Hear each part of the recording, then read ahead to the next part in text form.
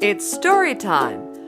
On the count of 3, let's say the story bag poem and see what's inside. 1, 2, 3.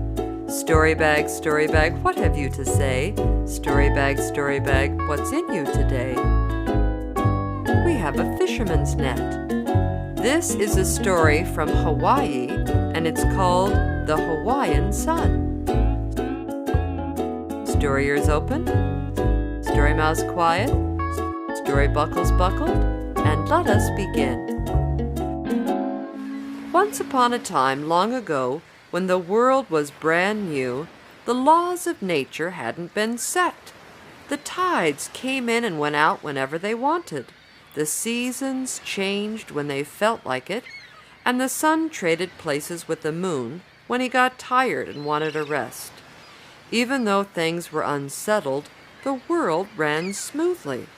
All the elements cooperated and treated each other and the people on the earth with fairness and consideration, until one day when the sun woke up on the wrong side of the bed. Normally, the sun jumped up out of the ocean each morning about the same time and walked through the sky, giving the people down below on the island plenty of time to work and play.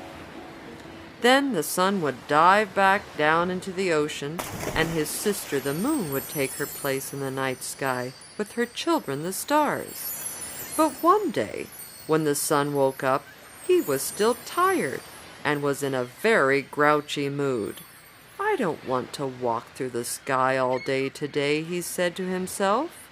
So he jumped up out of the ocean and ran through the sky and dove back down into the ocean and went back to bed. The people on the island only had a few minutes of daytime.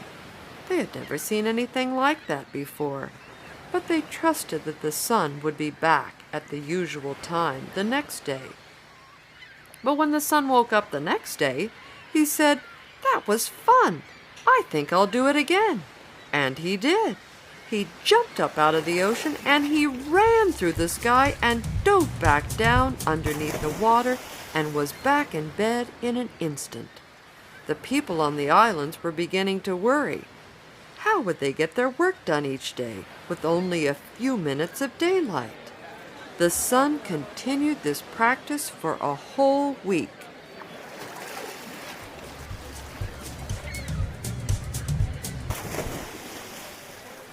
Finally, the people held a meeting. "What shall we do?" they asked. A fisherman said, "I have an idea," and he wove a strong net. When the net was ready, the fisherman took his boat to the place where the sun rose from the ocean and put the net on the water. Just as the sun rose, he was caught in the net. The sun said, "Let me go." "Not until you promise to walk through the sky," said the fisherman. But the sun said, "No, I won't." "Then I'll keep you in my net."